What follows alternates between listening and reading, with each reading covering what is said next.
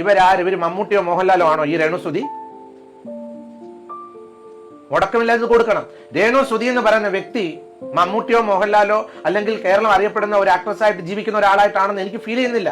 അങ്ങനെയുള്ള ഒരാളെ എന്റെ അടുത്ത് വന്ന് താമസിച്ചെങ്കിൽ തീർച്ചയായിട്ടും അവരെ ആരാധിക്കുന്ന ആരാധകരായിട്ടുള്ളവർ എന്നോട് വന്ന് പറയാം, ബിഷപ്പ് ഈ മമ്മൂട്ടി സാറിന്റെ വീടിനടുത്ത്, മോഹൻലാൽ സാറിന്റെ വീടിനടുത്ത് ഒരു പ്ലോട്ട് ഞങ്ങൾക്ക് ഇന്ന വിലയ്ക്ക് തരണമെന്ന് പറഞ്ഞാൽ ഞാൻ കൊടുക്കാം.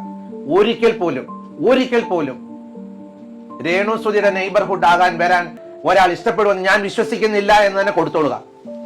അതിൽ കൂടുതൽ എനിക്കൊന്നും പറയാനായിട്ടില്ല. അന്ന് അത് ഓൺലൈൻ മീഡിയ ചോദിക്കുമ്പോൾ അത് ഇറലവന്റ് ആണ്. അവസരത്തിൽ അതിൽ തർക്കമില്ല. പക്ഷേ അതിൽ രേണുസുതിക്ക് വളരെ സ്റ്റാൻഡായിട്ട് ഒരു ഉത്തരം പറയാൻ പറ്റുന്നില്ല. ബിഷപ്പ് അങ്ങനെ ഒരു വ്യക്തിയല്ല.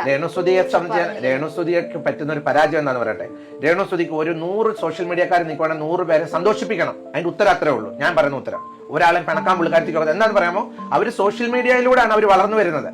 സോഷ്യൽ മീഡിയ താരമായിട്ട് അവർ അറിയപ്പെടുന്നത്. നോബൽ ഫിലിപ്പ് ബിഷപ്പിനെ സോഷ്യൽ മീഡിയ താരമായിട്ടല്ല അറിയുന്നത്. എനിക്ക് സോഷ്യൽ മീഡിയ താരമാകുകയും വേണ്ട.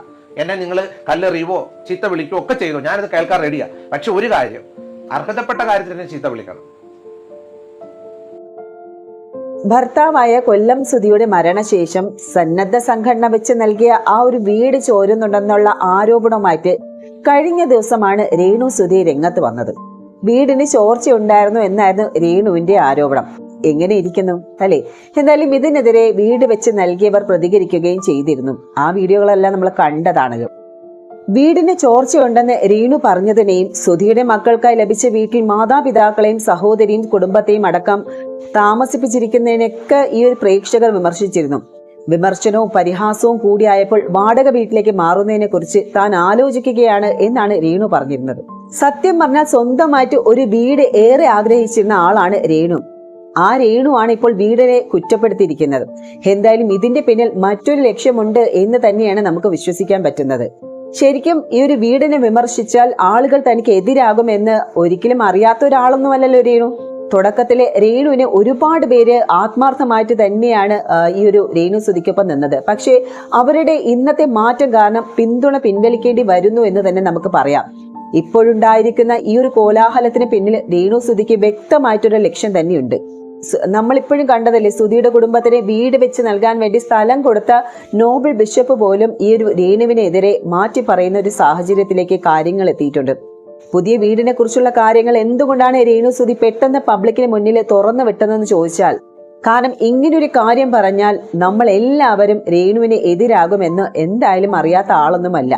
ശരിക്കും പറഞ്ഞാൽ സമൂഹത്തിന് നെഗറ്റീവ് പൾസ് എന്താണെന്ന് എല്ലാവരെക്കാളും രേണുവിന് നന്നായിട്ട് അറിയാം.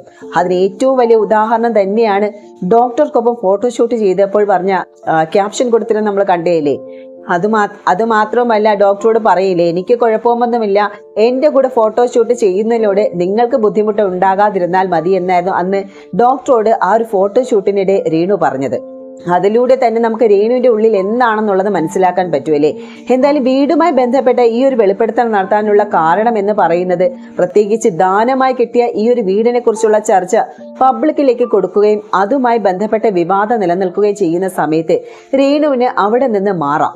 ശരിക്കും പറഞ്ഞാൽ രേണുവിന് ഒരുപാട് വർക്ക്, സിനിമയും ആൽബവും അങ്ങനെ ഒരുപാട് കാര്യങ്ങൾ, ഒട്ടേറെ വർക്കുകൾ തന്നെയാണ് രേണുവിനുള്ളത്. അതുകൊണ്ട് ആ വീട്ടിൽ നിന്ന് മാറി മറ്റെവിടെയെങ്കിലും വീടോ ഫ്ലാറ്റോ എടുക്കാനും മറ്റുമായിരിക്കാം ആ ഒരു സ്ഥലത്തേക്ക് കുടുംബമായിട്ട് മാറാനുള്ള ഒരു പ്ലാൻ ഉണ്ടാകും. ഇപ്പൊ തന്നെ ഒരു ചെറുതായിട്ട് ഇവർ കൊച്ചിയിലോട്ടൊക്കെ മാറാനുള്ള പ്ലാൻ ഉണ്ട് എന്നാണ് പുറത്തറിയാൻ സാധിച്ചത്. അപ്പം ആ ഒരു ടൈമിൽ സുധിക്കായി കിട്ടിയ ഈ ഒരു വീട് അടച്ചിട്ട് പോയാൽ ഒരുപാട് ചോദ്യങ്ങൾ ഉണ്ടാകും. സുധിച്ചേട്ടനെ കുറിച്ച് നിരന്തരം പറയുന്ന ഒരാൾക്ക് പെട്ടെന്ന് മാറി താമസിക്കാൻ പറ്റില്ല. അതുകൊണ്ടാണ് ഈ ഒരു കാരണം ഉണ്ടാക്കിയത്. ആ കാരണമാണ് വീട് ചോരുന്നു എന്നുള്ള കാര്യം. അത് മാത്രമല്ല, ദാനം കിട്ടിയ വീട് എന്നതിന്റെ പേരിൽ തങ്ങളെ ആളുകൾ നിരന്തരമായി കുറ്റം പറയുന്നു എന്ന് പറഞ്ഞ് വീട് മാറിപ്പോകാനും കഴിയും. എന്തായാലും ഇങ്ങനെയുള്ളൊരു കാര്യം തന്നെയായിരിക്കും രേണു വൈകാതെ പറയുന്നത്. മേ ബി ചിലപ്പം അടുത്ത ഒരു ഹെഡ്ലൈൻ ആയിരിക്കും രേണു വീട് മാറി താമസം തുടങ്ങി എന്നത് നമുക്ക് കേൾക്കേണ്ടി വരും. എന്തായാലും ഇപ്പോഴിതാ ഈ ഒരു വിവാദങ്ങൾ ഇപ്പോൾ ഉയരുന്നതിനിടെ തന്നെ ഇക്കാര്യത്തിൽ കൂടുതൽ പ്രതികരിക്കുവാൻ വേണ്ടിയിട്ട് രംഗത്ത് വന്നിരിക്കുകയാണ് വീട് വെക്കാൻ സ്ഥലം കൊടുത്ത ബിഷപ്പ് നോബൽ ഫിലിപ്പ് അമ്പലവേലി. എന്തായാലും ഇത്തരം സഹായം ചെയ്ത ആൾക്കാരുടെ ഗതികേടൊന്ന് നോക്കണം അല്ലേ. ആ ഒരു വീട് വെക്കാൻ വേണ്ടിയിട്ട് ഒരുപാട് ആളുകളാണ് ഇവരെ സഹായിച്ചത്. പക്ഷേ അവർക്കെല്ലാം തിരിച്ചുള്ള ഒരു നന്ദികേട് തന്നെയാണ് രേണു കാണിക്കുന്നത്. വളരെ പ്രതീക്ഷയോടെയും സന്തോഷത്തോടെയും ആയിരുന്നു അവരെല്ലാം അത് അവർക്ക് നൽകിയത്. ബിഷപ്പ് പറയുന്ന കാര്യം എന്ന് പറഞ്ഞാൽ ഒരുപാട് ആളുകൾ വളരെ പ്രതീക്ഷയോടുകൂടി അവരെ സഹായിച്ചതാണ് എന്നാണ്. പക്ഷേ കഴിഞ്ഞ കുറച്ച് ദിവസങ്ങളിലായിട്ട് പുറത്തു വരുന്ന വാർത്തകൾക്ക് പിന്നാലെ തന്നെ ഒരുപാട് ആളുകൾ അദ്ദേഹത്തെ വിളിച്ച് സോറി പറയുന്നുണ്ട്. നല്ല ഉദ്ദേശത്തോടു കൂടിയാണ് അവർ അതൊക്കെ ചെയ്തതെന്നും ബിഷപ്പ് പറയുന്നുണ്ട്. അതുമാത്രവുമല്ല, എന്തിനാണ് ഇതൊക്കെ ചെയ്തത് എന്ന് ചോദിച്ചുകൊണ്ട് പലരും രാവിലെ അടക്കം ഒരു വോയിസ് മെസ്സേജ് വരെ ചോദിച്ചിട്ടുണ്ടെന്ന്. അതായത് അർഹതപ്പെട്ടവർക്കല്ലേ സഹായം എത്തേണ്ടതെന്നും അവർ ചോദിക്കുന്നുണ്ട്. ശരിയാണ്, അർഹതപ്പെട്ടവർക്കാണ് ആ ഒരു വീട് എത്തേണ്ടിയിരുന്നത്. പക്ഷെ എല്ലാവരും രേണുസുധിയുടെ കാര്യത്തിൽ തുടക്കത്തിൽ അറിയായിരുന്നല്ലോ, രേണുസുധീന് ഒരു വീട് വളരെ അത്യാവശ്യമായിരുന്നു. അതുകൊണ്ട് തന്നെ അർഹതപ്പെട്ട ആളെന്ന നിലയിൽ തന്നെയാണ് എല്ലാവരും സഹായിച്ചത്. അതുകൊണ്ട് തന്നെയാണ് ബിഷപ്പ് അടക്കമുള്ളവരൊക്കെ രേണുവിനെ സഹായിച്ചത്. ആ വീട് 2 കുഞ്ഞുങ്ങൾക്കുമാണ് എന്നാണ് ബിഷപ്പ് പറയുന്നത്. അത് മാത്രമല്ല, അദ്ദേഹത്തിന്റെ കുടുംബ വക്കീലും 24 ന്യൂസിന്റെ വക്കീലും വളരെ നന്നായി ആലോചിച്ചിട്ടാണ് ഈ ഒരു ആധാരം രജിസ്റ്റർ ചെയ്തിരിക്കുന്നത്. ഇളയ കുഞ്ഞിന് പ്രായപൂർത്തിയാകുന്നത് വരെ വീട് വിൽക്കാൻ സാധിക്കില്ല എന്നുള്ള ഒരു ഉപാധിയുമുണ്ട്. 2 കുഞ്ഞുങ്ങൾ സന്തോഷത്തോടെ ആ വീട്ടിൽ താമസിക്കുന്നത് കാണാനാണ് വീടിന് വേണ്ടി 1 രൂപയാണെങ്കിൽ പോലും 1 രൂപ കൊടുത്തവർ ആഗ്രഹിച്ചത്. പിന്നീട് ഞങ്ങൾ സോഷ്യൽ മീഡിയയിലൂടെ മറ്റും കേൾക്കുന്നത് കുഞ്ഞുങ്ങൾക്കടക്കം അവിടെ ചില ബുദ്ധിമുട്ടുകൾ നേരിടുന്നു എന്നാണ്. അതോടൊപ്പം തന്നെയാണ് വീടുമായി ബന്ധപ്പെട്ട വാർത്തകളും അറിയുന്നതും. അത് എനിക്ക് വേദന ഉണ്ടാക്കി എന്നാണ് ബിഷപ്പ് പറയുന്നത്. 1 വർഷം മുൻപാണ് ആ വീട് നിർമ്മിച്ചു നൽകിയത്. സത്യാവസ്ഥ പറയാനാണ് ഞാൻ ആഗ്രഹിക്കുന്നത്. ആ വീടിനുള്ളിലേക്ക് എയർ സർക്കുലേറ്റ് ചെയ്യാനായി ഒരു ഭാഗത്ത് വെന്റിലേഷൻ പോലെ ചെയ്തിട്ടുണ്ട്.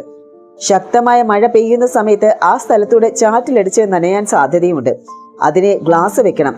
ഒരിടത്ത് ഗ്ലാസ് വെച്ചിട്ടുണ്ട്. അതല്ലാതെ പരിഹാര മാർഗങ്ങളും ഇപ്പോഴുമുണ്ട്. എന്തെങ്കിലും ബുദ്ധിമുട്ടുണ്ടായാൽ വീട് പണിത് നൽകിയവരെ അറിയിക്കാം. അത് നേരിട്ട് പറയുകയാണ് വേണ്ടത്, അല്ലാതെ പബ്ലിക് പ്ലാറ്റ്ഫോമിലൂടെ അല്ല പറയേണ്ടത്. ഞാൻ ഒരിക്കലും ഫിറോസിനെ ഉയർത്താനോ രേണുസുധിയുടെ കുടുംബത്തെ താഴ്ത്താനോ ആഗ്രഹിക്കുന്നില്ല. പക്ഷെ വീട് ചോരുന്നു എന്ന് രേണുസുധി ഒരിക്കലും ഒരു യൂട്യൂബറോട് പറയരുത്. അതവർ ചെയ്തു പോയ ഒരു തെറ്റായിട്ടാണ് എനിക്ക് ഫീൽ ചെയ്തത്. എന്റെ വ്യക്തിപരമായ അഭിപ്രായമാണ് ഞാൻ പറയുന്നത്. നേരെ മറിച്ച് അവർ ആ ചോരുന്നതിന്റെ വീഡിയോ എടുത്ത് ഫിറോസിന് അയച്ചു കൊടുക്കണമായിരുന്നു. എന്നിട്ടും അവരത് ചെയ്തില്ലെങ്കിൽ പോലീസ് ഫിറോസിനെ വിളിച്ച് അതിനുള്ള പരിഹാരം കണ്ടെത്തിയേനെ. ഇതൊന്നും ചെയ്യാതെ സഹായം ചെയ്തവരെ വേദനിപ്പിക്കുന്ന രീതിയിൽ ആ പെൺകുട്ടി സംസാരിച്ചതിൽ എനിക്കും വേദനയുണ്ട്. വീടിന് എവിടെയെങ്കിലും ചോർച്ചയുണ്ടെങ്കിൽ എത്രയും പെട്ടെന്ന് അത് പരിഹരിക്കണമെന്നും അദ്ദേഹം കൂട്ടിച്ചേർക്കുന്നുണ്ട്. ആ കുഞ്ഞുങ്ങൾക്ക് വേണ്ടി അങ്ങനൊരു സഹായം ചെയ്തതിൽ എനിക്ക് ഒരു കുറ്റബോധവും തോന്നുന്നില്ല. എന്നാൽ ഞാൻ അവരെ വെച്ച് മാർക്കറ്റ് ചെയ്യുന്നു എന്ന വിമർശനത്തിന് രേണുസുധിയുടെ കുടുംബത്തിൽ നിന്ന് തക്കതായ ഉത്തരം അവർ നൽകിയില്ല. എന്നെ സമൂഹം പിച്ച് ചെയ്ത സമയത്ത് അവർ മറുപടിയും നൽകിയില്ല. അവർക്കൊരു സോഷ്യൽ മീഡിയക്കാരെയും പിടക്കാനാകില്ല എന്നതായിരുന്നു അതിന്റെ കാരണം. എന്നെ സംബന്ധിച്ച് സോഷ്യൽ മീഡിയ കൊണ്ട് ജീവിക്കുന്ന വ്യക്തിയല്ല. രേണുസുധിയുടെ കുടുംബത്തെ വെച്ച് ഞാൻ മാർക്കറ്റ് ചെയ്തു എന്ന് പറഞ്ഞപ്പോൾ അവർക്കും പ്രതികരിക്കാമായിരുന്നു. അത് ചെയ്യാതെ അവർ എന്നെ സമൂഹത്തിലേക്ക് വലിച്ചെറിയാൻ ഇട്ടുകൊടുത്തു. അതുകൊണ്ടാണ് ഇന്ന് എനിക്കിത് പറയേണ്ടി വന്നത്. ഇനി ഞാൻ സമൂഹം അറിയപ്പെടുന്നതായുള്ള ഒരു വ്യക്തിക്ക് എന്റെ കരം കൊണ്ട് ഒരു സഹായം നൽകില്ല എന്ന് പറയുന്നത്. മറിച്ച് അർഹതപ്പെട്ട സാധാരണക്കാർക്ക് സഹായം നൽകും. താൻ വീട് വെക്കാൻ പോകുന്ന സ്ഥലത്തിന്റെ അടുത്ത് തന്നെയാണ് അവർക്ക് സ്ഥലം കൊടുത്തത്. സെന്റിന് 4 ലക്ഷം രൂപ വിലമതിക്കുന്ന നല്ല 7 സെന്റ് സ്ഥലമാണ് സന്തോഷത്തോടെ ആ കുഞ്ഞുങ്ങൾക്ക് കൊടുത്തത്. ഇപ്പോഴത്തെ വില വെച്ച് നോക്കിയാൽ വീടും സ്ഥലവും കൂടി 50 ലക്ഷത്തിന് മുകളിൽ വിലമതിക്കും. ആധാരം രജിസ്റ്റർ ചെയ്തു കൊടുത്തിരിക്കുന്നത് കൊല്ലം സുധിയുടെ 2 മക്കൾക്കാണ്. മറ്റാർക്കും അതിൽ അവകാശമില്ല. പൂർണ്ണ അവകാശം ആ കുഞ്ഞുങ്ങൾക്കാണ്. ഇളയ കുട്ടി മൈനറാണ്. അവൻ മേജർ ആകുന്നത് വരെ ആ സ്ഥലം വിൽക്കാനുള്ള അധികാരമില്ല. 24 ചാനലാണ് കുഞ്ഞുങ്ങളുടെ പഠനം സ്പോൺസർ ചെയ്തിരിക്കുന്നത് എന്നാണ് താൻ അറിഞ്ഞത്. അവരുടെ ഭാവി നല്ല തരത്തിൽ വരണം എന്ന് കരുതിയാണ് താൻ സഹായിച്ചതെന്നും അദ്ദേഹം പറയുന്നു. രേണുസുധിക്കോ രേണുവിന്റെ അച്ഛനോ അമ്മയ്ക്കോ ചേച്ചിക്കോ ചേച്ചിയുടെ ഭർത്താവിനോ 1 സെന്റ് സ്ഥലം പോലും കൊടുത്തിട്ടില്ല, കൊടുക്കുകയുമില്ല. ഒരിക്കലും അങ്ങനെ കൊടുക്കേണ്ട കാര്യമില്ല. അവർ ആരോഗ്യമുള്ളവരും കഴിവുള്ളവരുമാണ്. ആ കുഞ്ഞുങ്ങളുടെ അനാഥത്വം മനസ്സിലാക്കിയാണ് സ്ഥലം കൊടുത്തത്. അവർ ഇതുവരെ തന്നോട് ഒരു സഹായം ചോദിച്ചിട്ടില്ല, കൊടുക്കാനും ആഗ്രഹിക്കുന്നില്ല എന്നും അദ്ദേഹം പറയുന്നു. അതുപോലെ തന്നെ KHDC എന്ന സന്നദ്ധ സംഘടന നിർമ്മിച്ചു നൽകിയ വീടിനുള്ളിൽ ചോർച്ചയുണ്ടെന്ന് കഴിഞ്ഞ ദിവസം തന്നെയാണല്ലോ രേണു ഇത് വെളിപ്പെടുത്തിയത്. ഹാളിലേക്ക് മഴ പെയ്യുമ്പോൾ ചാറ്റിലടിച്ച് കയറി നനയുന്നു എന്നാണ് രേണു വെളിപ്പെടുത്തിയത്. എന്നാൽ അത് സത്യമല്ല എന്നും രേണു കള്ളം പറഞ്ഞതാണ് എന്നുമാണ് ഈ ഒരു KHDC നേതൃത്വം നൽകുന്ന ഫിറോസ് പറഞ്ഞത്. ഇപ്പോഴിതാ ഇതിനെല്ലാം മറുപടിയുമായിട്ട് കൃത്യമായിട്ട് തെളിവുകളിലൂടെ തിരിച്ചു നൽകുകയാണ് രേണുവും രേണുവിന്റെ പിതാവായ തങ്കച്ചനും. 6 മാസം മുൻപ് പണിത വീടിന്റെ തേപ്പ് മുഴുവനും പൊളിഞ്ഞ് ഇളകിയെന്നും രേണുവും കുടുംബവും മെയിൻ സ്ട്രീം 1 നൽകിയ ഒരു അഭിമുഖത്തിൽ പറയുകയാണ്. ഇനി ആർക്കും ഇതുപോലെയുള്ള ഒരു വീടുണ്ടാക്കി കൊടുത്ത് സഹായിക്കരുത് എന്നാണ് രേണുവും പിതാവും പറയുന്നത്. ചാറ്റിലടിച്ച് ഹാളിൽ വെള്ളം വീഴുന്നുണ്ടായിരുന്നു. ഫിറോസിനെ വിളിച്ച് ഫോൺ എടുത്തില്ല. എഞ്ചിനീയറെയും വിളിച്ചു. താമസം തുടങ്ങി അടുത്ത ആഴ്ച നടന്ന സംഭവമാണിത്. എഞ്ചിനീയറും മറ്റു പ്രധാന പണിക്കാരും വന്നപ്പോൾ വീടിന്റെ പല കാര്യങ്ങളും ഞാൻ കാണിച്ചു കൊടുത്തു. മഴ പെയ്ത് തേപ്പ് വിട്ടുപോകാൻ തുടങ്ങിയിരുന്നു. അതൊക്കെ ഞാൻ പറഞ്ഞു. ലൈറ്റും കത്തുന്നില്ലായിരുന്നു. സിമന്റും മണലും ഇല്ലാതെയാണ് ഈ വീട് തേച്ചിരിക്കുന്നത്. കുമ്മായം പോലിരിക്കുന്ന എന്തോ വസ്തു കൊണ്ടാണ് ഈ ഒരു വീട് തേച്ചത്. ഇത് നീണ്ടു നിൽക്കുമോ എന്ന് ചോദിച്ചപ്പോൾ ഒരു കുഴപ്പവുമില്ല, പുതിയ മോഡലാണ് എന്നാണ് അന്ന് പറഞ്ഞത്. ഞാനും തർക്കിച്ചില്ല. കുമ്മായം കൊണ്ടാണ് തേച്ചത് എന്നതുകൊണ്ട് പൊളിഞ്ഞിളകി തുടങ്ങി. രേണു കള്ളം പറഞ്ഞതല്ല, കൊല്ലംകാർ താമസിക്കുമെന്നാണ് കരുതിയത് എന്നാണ് ഫിറോസ് പറയുന്നത് കേട്ടു. പക്ഷെ ബിഷപ്പ് 7 സെന്റ് സ്ഥലം കൊടുത്തത് രേണുവിനോ കൊല്ലംകാർക്കോ അല്ല, സുധിയുടെ മക്കൾക്ക് വേണ്ടിയാണ്. കുഞ്ഞുങ്ങളുടെ വിദ്യാഭ്യാസ ചെലവ് നോക്കാനെന്നും ഭവനം പണിത് തരാമെന്നും ഏറ്റത് 24 ന്യൂസാണ്. KHDEC സംഘടന അവരോട് അങ്ങോട്ട് പോയി വീട് വെച്ച് കൊടുക്കാമെന്ന് പറയുകയായിരുന്നു. വീട് നിർമ്മിച്ചതിന്റെ കംപ്ലീഷൻ സർട്ടിഫിക്കറ്റ് തന്നിട്ടില്ല. ഒരുപാട് നാളായി ഫിറോസിനെയും പണിക്കാരെയും മാറി മാറി ഞാൻ വിളിക്കുന്നു. ഫിറോസ് ഫോൺ എടുക്കാറില്ല. നിരന്തരമായി വിളിച്ചതിന്റെ ഫലമായി 2 ആഴ്ച മുൻപ് 2 പേര് വന്ന് വീടളന്നു. പക്ഷെ അടുത്തിടെയാണ് മറ്റൊരാൾ വഴി അറിഞ്ഞത് കംപ്ലീഷൻ സർട്ടിഫിക്കറ്റ് തരില്ല എന്ന് ഫിറോസ് പറഞ്ഞു എന്നത്. ഇതിനാണോ വീടുണ്ടാക്കി കൊടുത്തു എന്ന് ഫിറോസ് പറയുന്നത്. തേപ്പ് പൊട്ടി പൊളിഞ്ഞ് ഒഴുകുകയാണ്. അവർ ദാനം തന്നതല്ലേ, അതുകൊണ്ടാണ് ഇതുവരെ മിണ്ടാതിരുന്നത്. ഫിറോസിനെ ബുദ്ധിമുട്ടിക്കേണ്ട എന്ന് കരുതി. അകത്തുള്ള തേപ്പ് നശിക്കാത്തത് നനയാത്തത് കൊണ്ടാണ്. പക്ഷേ നനയുന്ന ഭാഗങ്ങളിലെ തേപ്പ് പൊളിഞ്ഞു തുടങ്ങി. യൂട്യൂബേഴ്സ് പലരും ചോദിച്ചിരുന്നു തേപ്പിന് എന്തു പറ്റിയെന്ന്. അന്നൊന്നും ഞാൻ ഒന്നും പറഞ്ഞില്ല. വീഡിയോ എടുത്തിടരുതെന്നും അവരോടും പറഞ്ഞിരുന്നു. പിന്നീടാണ് ഒരാൾ വഴി ഇനി എന്തെങ്കിലും കാര്യങ്ങളുമായി ചെന്നാൽ ബുൾഡോസർ കൊണ്ടുവന്ന് വീട് ഇടിച്ചു നിരത്തി പഴയതുപോലെ ആക്കുമെന്ന് ഫിറോസ് പറഞ്ഞു എന്നാണ് അറിഞ്ഞത്.